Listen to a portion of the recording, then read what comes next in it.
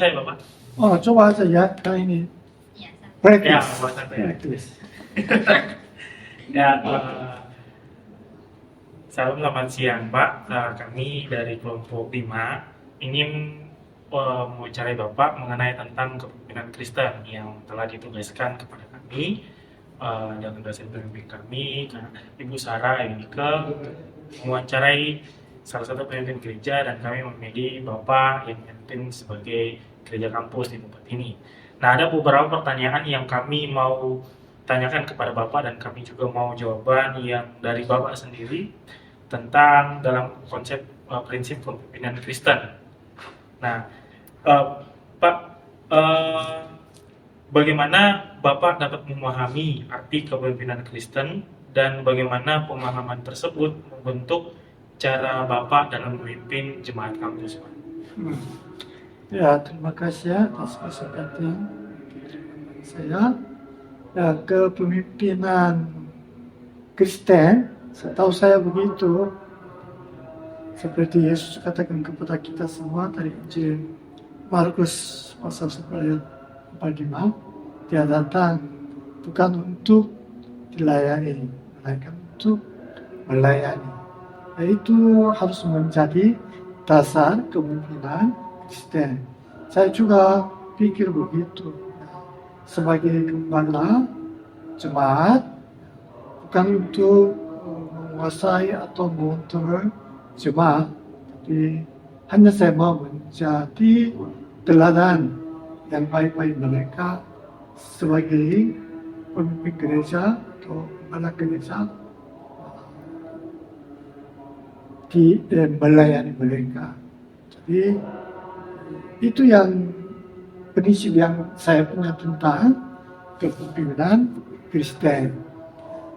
Jadi bagaimana ini membentuk cara ya? Karena selama ini saya sudah diajari begitu. Konsep yang saya punya tentang kepemimpinan itu juga begitu, sehingga saya selalu lihat atau melihat anak-anak jemaat apa yang mereka butuhkan, kekurangannya apa, saya mau cari, saya mau lihat. Kalau ada yang begitu, saya usahakan mencukupi kekurangan mereka. Itu cara saya yang pakai untuk mereka. Pertanyaannya, boleh minta tolong Bapak menceritakan pengalaman yang paling menantang dalam Bapak memimpin jemaat kampus ini dan bagaimana Bapak menghadapinya? Ya, itu mungkin sebagai pemimpin saya selalu melihat keadaan rohani mereka. Tapi dulu saya diajar pada waktu kuliah sebagai mahasiswa. Sejak kecil juga begitu ya, saya diajar. Saya sangat didisiplin tentang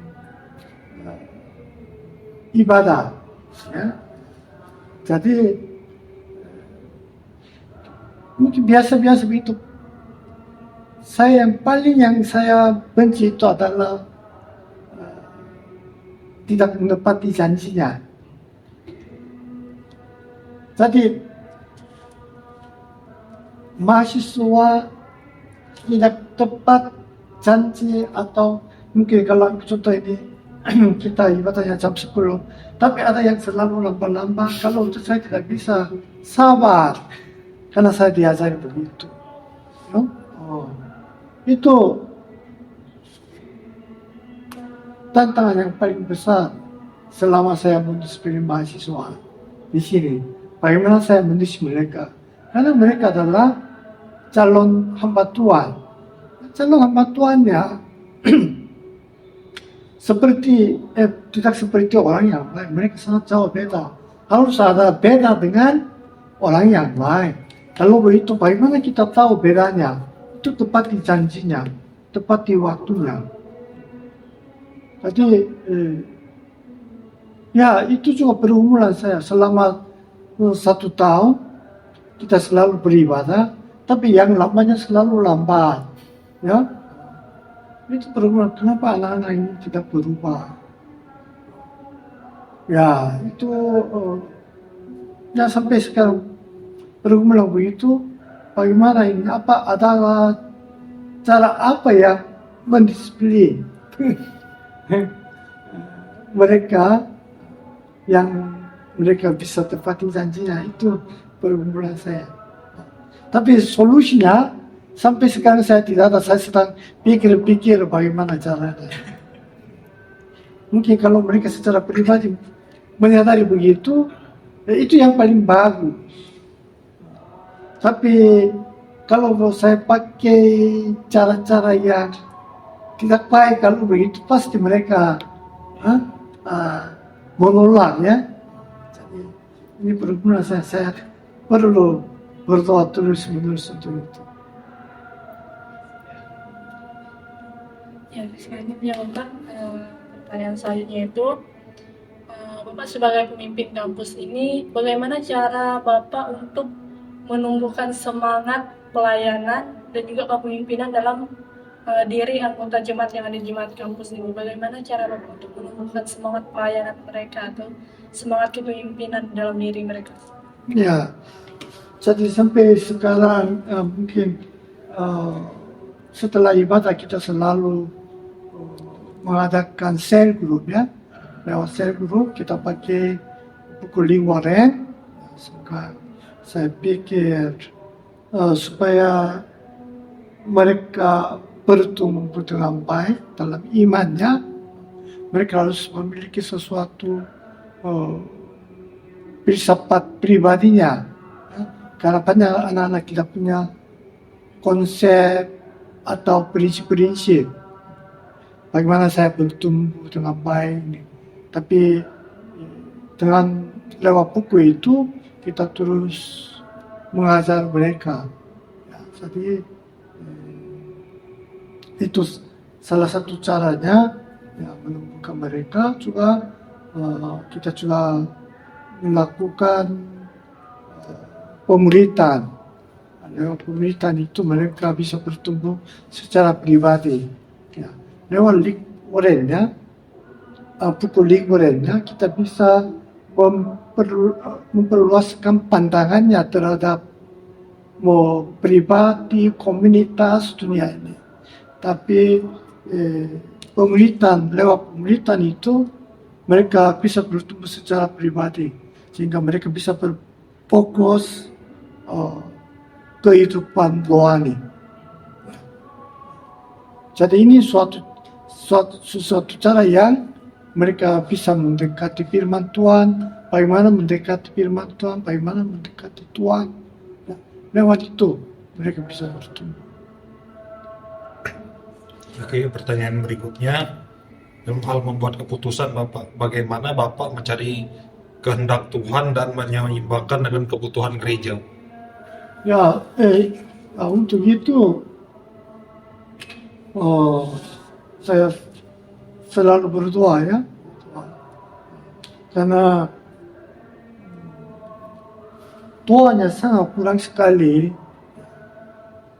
Mungkin secara pribadi saya juga begitu, tapi saya lihat dosen-dosen, mahasiswa, kita hanya ikut ibadah yang sudah terjadwal, ya, tapi kita perlu waktu untuk berdoa secara pribadi. Sehingga kadang-kadang itu saya juga mengadakan ibadah subuh, ya. Dalam sekali seminggu, ya, kita ketemu Allah secara pribadi.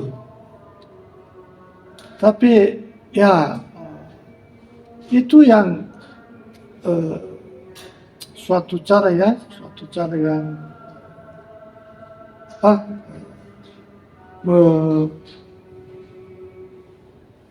tadi pertanyaannya apa sih? Itu suatu cara yang saya dalam mencari kehendak Tuhan. ya mencari kehendak Tuhan ya, dan kehendak Tuhan. Dan hanya lewat doa itu saya cari kehendak Tuhan. Jadi bagaimana saya tahu ini apakah ini kehendak Tuhan atau Tuhan, kehendak Tuhan atau tidak, walaupun saya berdoa. Ya, di dalam hati saya ada sukacita ya. Setelah saya berdoa, sukacita. Kalau tidak senang, mungkin ini pribadi ya, ada pengalaman pribadi. Karena dulu saya sebelum masuk ke STT saya juga begitu. Saya selalu cari-cari kehendak Tuhan. Bagaimana caranya? Tolong. Dalam mimpi, dalam apa? Tapi saya tidak puas dengan itu. Karena Allah tidak bicara kepada saya secara langsungnya. Karena semua jawabannya ada di dalam firman Tuhan. Nah, tapi saat kita baca, saat kita berdoa, apakah ada sukacita di dalam hati saya atau tidak? Itu yang peran Roh Kudus. Roh Kudus menggerakkan hati saya. Kamu sudah berdoa begitu, ya. Kalau apa kamu senang atau sukacita, kalau itu kehendak Tuhan, lakukanlah. Itu, ya, lewat pengalaman saya bisa katakan. Ya, dari cerita Bapak dan juga pengalaman Bapak, ini menjadi pertanyaan terakhir, Pak. Apakah ada perubahan atau pertumbuhan rohani terbesar bagi Bapak yang Bapak alami selama melayani sebagai pemimpin gereja kampus? Di dalam semua kampus,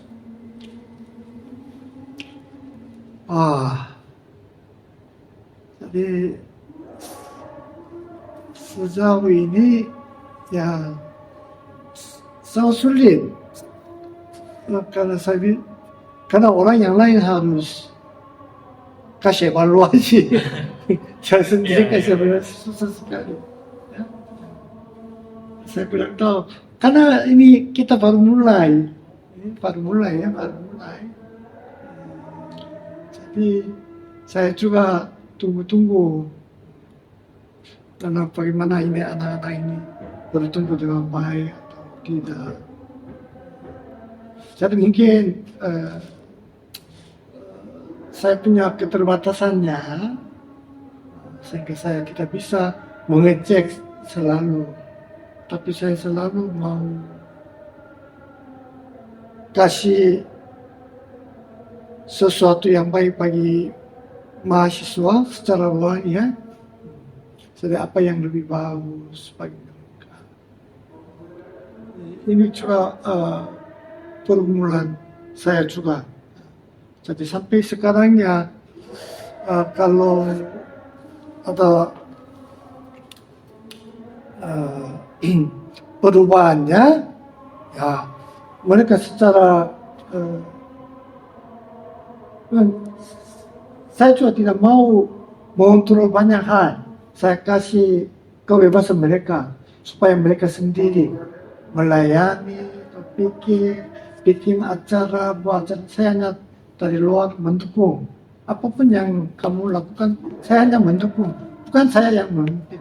Karena jemaat khususnya ya tujuannya ini selama mereka ada di sini mungkin 3 tahun 4 tahun ada di sini, mereka sendiri bisa mengalami banyak kegiatan, melakukan banyak kegiatan.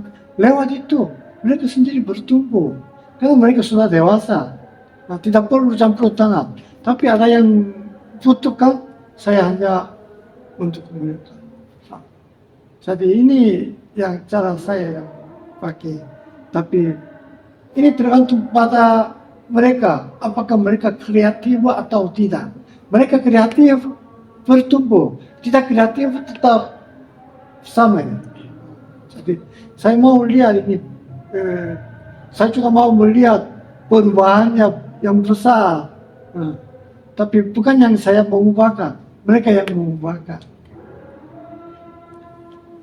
Ya, mungkin itu saja Pak pertanyaan yang kami ajukan kepada Bapak. Terima kasih Pak buat waktunya untuk hari ini untuk mewawancarai Bapak tentang kepemimpinan Kristen. Terus berdoa buat Bapak dalam memimpin, semangat Pak. Kami juga terima kasih buat kebaikan Bapak. Dan itu saja. Terima kasih Pak, Tuhan Yesus memberkati. Saya juga terima kasih ya, tapi saya juga mendadak kitanya begitu susah sekali ini. Kali ini udah tua ini, kalau sudah dengar pertanyaan juga lupa ini bagaimana saya menjawab.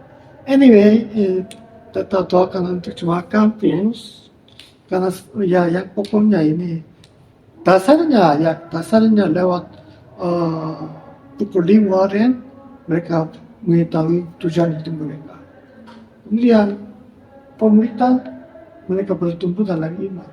Ini suatu cara yang mendekati Allah selama hidup mereka. Itu yang sangat penting. Kemudian kegiatan-kegiatan yang lainnya mereka yang buat, mereka yang lakukan. Tapi sebagai jemaat kampus, kalau ini tidak ada masalah, saya tetap dukung. Tapi perubahannya yang bukan dari saya, dari mereka. Tapi mungkin secara ilmiah yang dengan yang lain, saya bisa dengan sepenuh hati saya mendukung. Ya, ini suatu cara yang bagaimana jemaat kampus bertumbuh dan berubah. Nah, itu tergantung pada mereka. Terima kasih Bapak. Oke. Terima kasih.